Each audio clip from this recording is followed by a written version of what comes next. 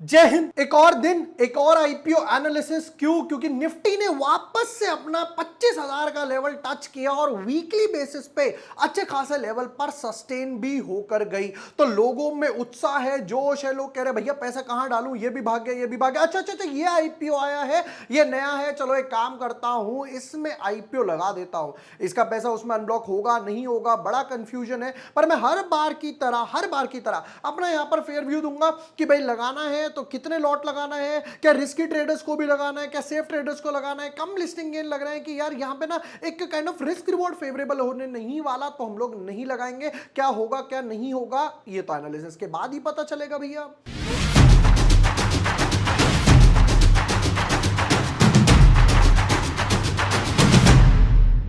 Hi everyone, my name is Vibhor Vashne. I am a SEBI registered research analyst. अब back to back IPOs आ रहे हैं, तो उसमें एक और कंपनी आई है गाला प्रिसीशन करके, राइट। अब प्रिसीशन है तो मेटल्स, डिस्क, वेस्ट, इन सबसे पार्ट्स वगैरह से रिलेटेड काम करती है।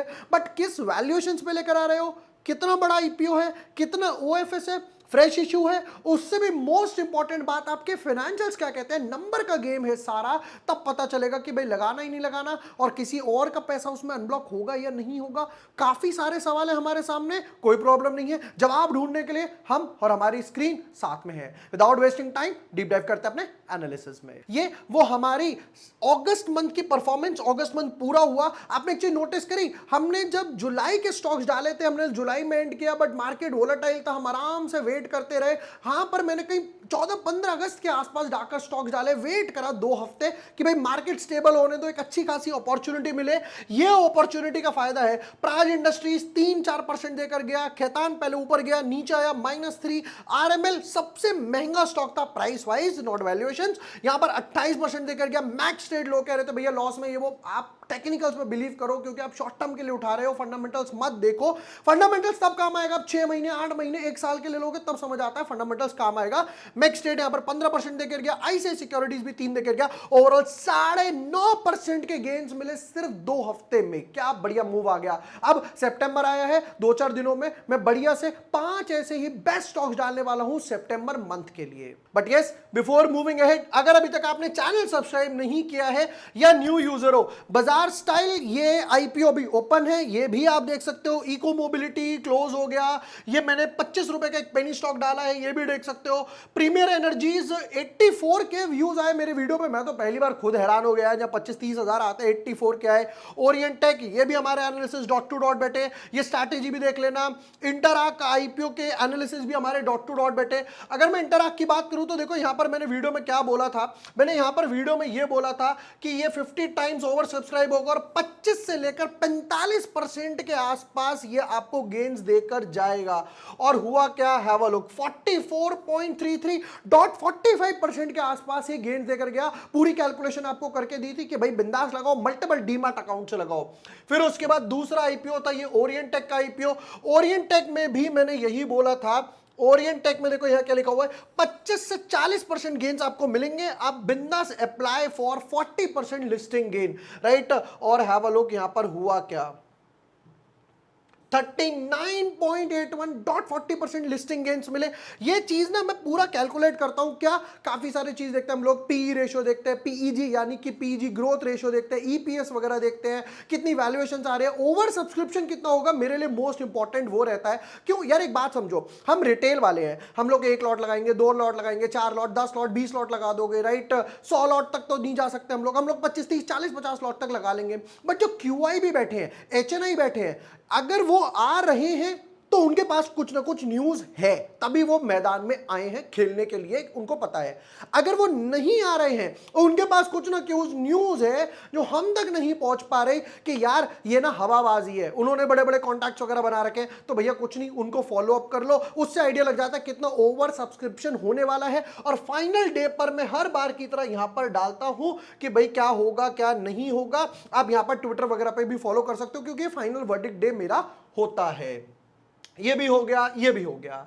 आईपीओ की लिस्ट की बात करी जाए, प्रीमियर क्लोज हो गया, लिस्ट होने वाला है। इकोस क्लोज हो गया, लिस्ट होने वाला है। बाजार स्टाइल ओपन है, देख सकते हो अप्लाई करना है या नहीं, वीडियो डाला हुआ है। अब आते हैं फाइनल लास्ट गाला प्रिसीशन पर। अच्छा एक चीज और बता देता हूं, ये जो बाजार स्टाइल है 3 तारीख को क्लोज होगा, तो इसके अलॉटमेंट आएगी 4 तारीख को। अगर 4 तारीख को ही फंड्स रिलीज हो जाते हैं तो ये पैसा यहां पर गाला में यूज होगा बाजार का, वरना नहीं होगा। क्यों? क्योंकि ये बाजार ने कहा है कि भैया मैं 5 तारीख को रिफंड्स इनिशिएट करूंगा या अनब्लॉक करूंगा और शेयर्स दूंगा।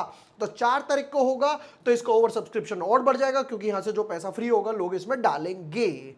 चलिए आते हैं, इसको छोड़ते हैं, गाला प्रिसीशन शुरू करते हैं। Incorporated in February 2009, Gala Precision Engineering Limited is a manufacturer of precision components such as disc and strip springs, coil and spiral springs and special fastening solutions। तो खुद ही मैन्युफैक्चर करते हैं, खुद ही आगे बेचते हैं, फैक्ट्री लगाई हुई है खुद की।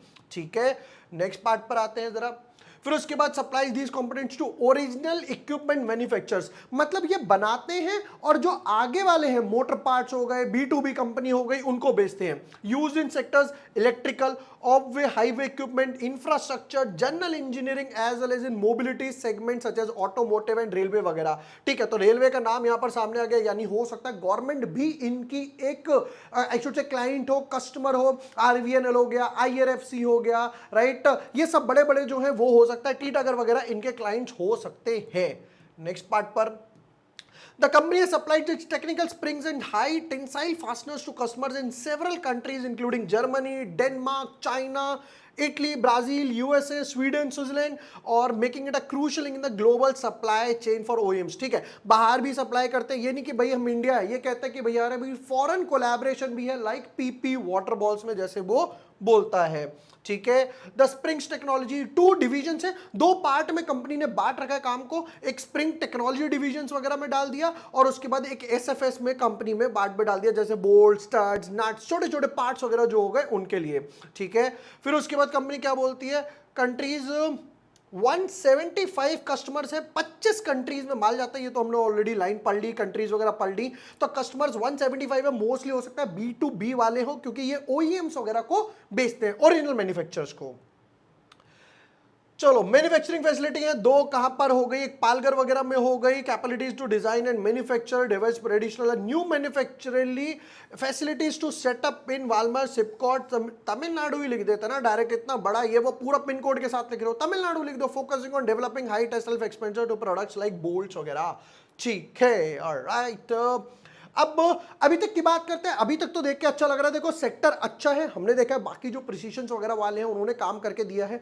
Number 1, 175 customers, that to a B2B customer. यार बहुत छोटे हो सकते हैं कि जो इनके B2C कस्टमर हो, राइट। अब आप जाके डायरेक्ट थोड़ी कहोगे भैया काम करना, नट बोल्ट देना, अब जाओगे लोकल मार्केट वगैरह से खरीदोगे। तो ये सप्लाई करते हैं उनको जो हाईवेज वगैरह में काम आ गए, इंफ्रास्ट्रक्चर वगैरह में काम आ गए, राइट, या फिर फॉर एग्जांपल रेलवे जैसा इन्होंने लिखा हुआ है, या ऑटोमोटिव्स वगैरह वाले हो गए। कुछ इंपॉर्टेंट डेट देखते हैं। वैसे जरा इंपॉर्टेंट डेट देखना है, सिर्फ एक ही वायदा है कि भैया क्या मिलेगा क्या नहीं मिलेगा। 2 तारीख को IPO ओपन होगा, 4 तारीख का IPO क्लोज होगा, अलॉटमेंट आएगी 5 तारीख को, 6 तारीख को रिफंड्स और शेयर्स, और फिर सैटरडे संडे की छुट्टी, तो 9 सितंबर यानी कि 9/9 को ये लिस्ट होने वाला है। ठीक है, लकी डेट डूड। ऑलराइट, क्या प्राइस बैंड लाए हो भाई बताओ जरा। फेस वैल्यू 10 रुपए की फेस वैल्यू पर लाए हैं, 503 से 529 की प्राइस बैंड पे लेकर आए हैं। 529 पे हमें अप्लाई करना है, 528.9, 527, 526 नहीं अप्लाई करना है। कई लोगों को जो प्रॉब्लम आती है ना कि यार मैं लगाता हूं अलॉटमेंट नहीं मिल पाता है, या फिर कई मल्टीपल प्रॉब्लम्स आती है। पहली प्रॉब्लम मेजर क्या है, लोग 503, 504, 507 नहीं, हमें 2 ही ऑप्शन है, या तो 529 पे अप्लाई करो या वहां पे जो बॉक्स बना हुआ है कट ऑफ प्राइस पर टिक कर दो। अगर आप अप्लाई करते हो 528.9.99 ये वो, इससे एक पैसा भी नीचे अप्लाई करोगे 110% आपकी एप्लीकेशन रिजेक्ट होने ही वाली है। नेक्स्ट, 28 शेयर्स का एक लॉट बनाकर दिया है। अब आते हैं मोस्ट इंपॉर्टेंट, कितना उठा रहे हो, कितना गवा रहे हो, कितना बहती गंगा में हाथ धो रहे हो। तो उन्होंने कहा 168 करोड़ हमें चाहिए, जिसमें से 135.34 के आसपास जो है वो फ्रेश इशू है, यानी मेजॉरिटी पार्ट फ्रेश इशू में जा रहा है, 80-85% के आसपास।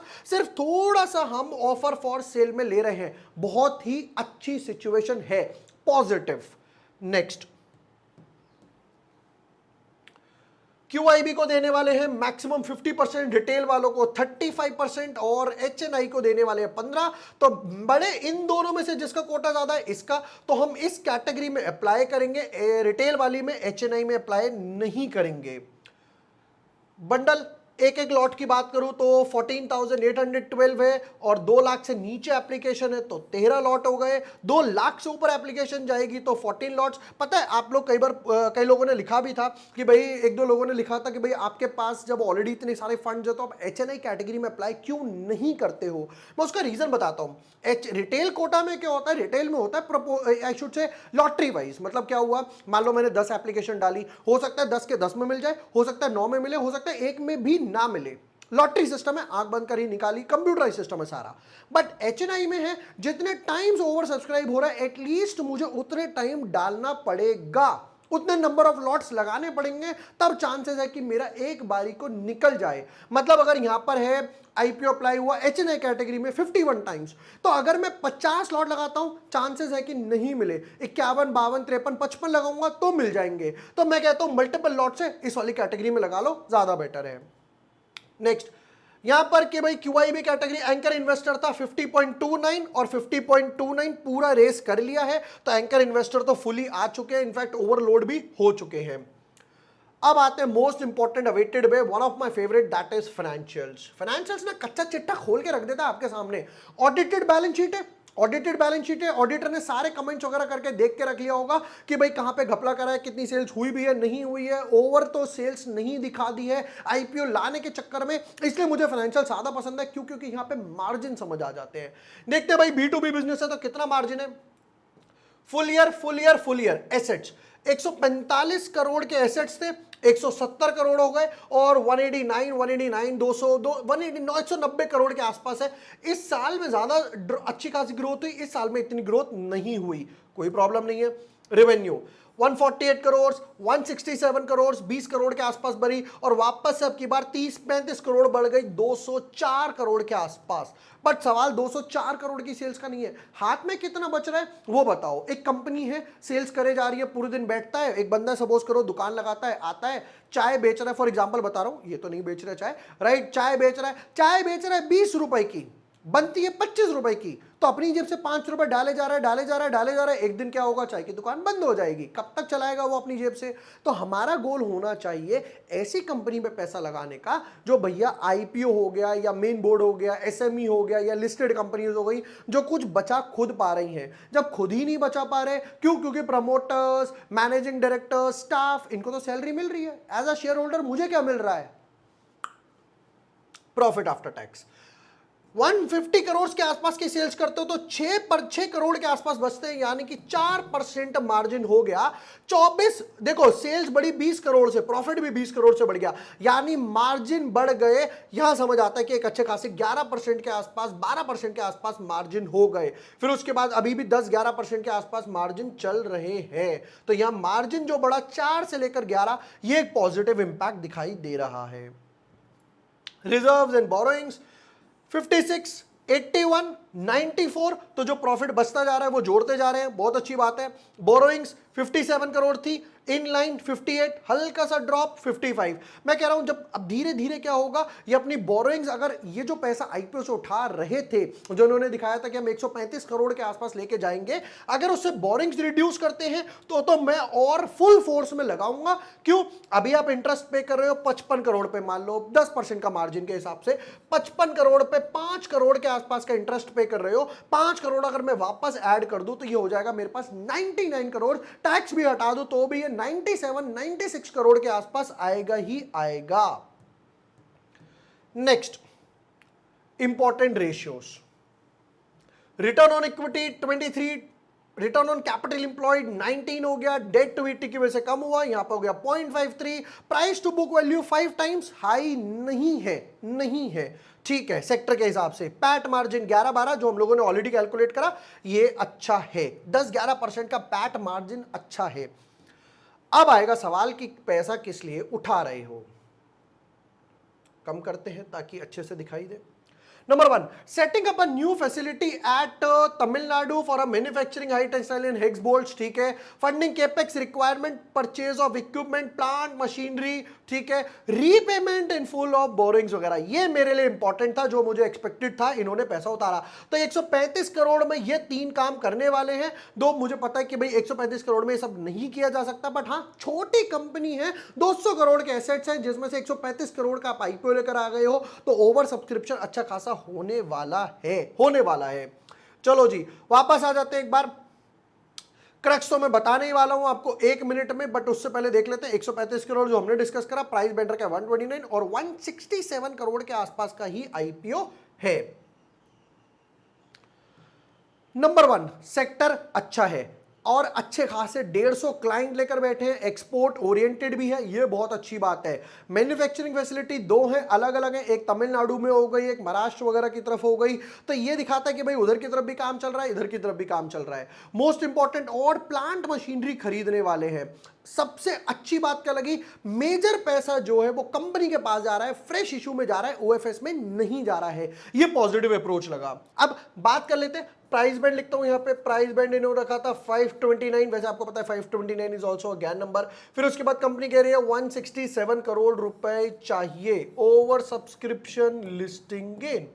नंबर 1 देखो यहां पर चीज सेक्टर तो अच्छा लगा, B2B बिजनेस कर रहे हैं, बट जैसा हम लोगों ने देखा कि अगर उसका पैसा इसके लिए अनब्लॉक हो जाता है तो और ओवर सब्सक्रिप्शन बढ़ेगा। मैं यहां पर जो ओवर सब्सक्रिप्शन एक्सपेक्ट कर रहा हूं कि अगर फंड्स अनब्लॉक नहीं भी होते, वर्स्ट केस में मान लेते हैं 167 करोड़, जहां पे लोग मांग रहे हैं 1000 करोड़, 500 करोड़, 800 करोड़, ये कह रहे हैं हमें ज्यादा डिमांड नहीं है, हमें 167 करोड़ दे दो, हम छोटी कंपनी ही है। वैसे तो ये एसएमई आईपीओ में भी ला सकते थे, बट ठीक है, मेरे हिसाब से यहां पे 100 टाइम्स ओवर सब्सक्रिप्शन होगा, आराम से 100 टाइम्स के आसपास ओवर सब्सक्रिप्शन जाएगा। एंकर बुक अभी से ऑलरेडी फिल हो चुकी है।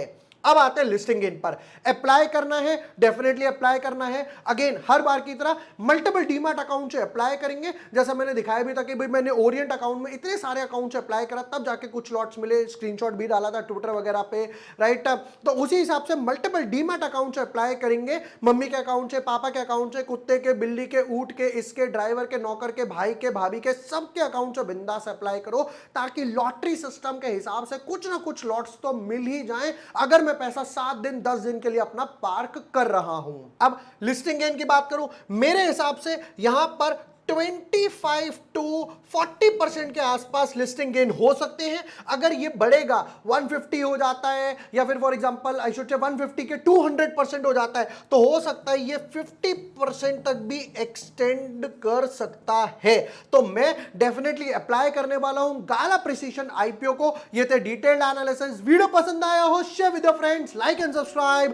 Thank you for watching the video, lots of love.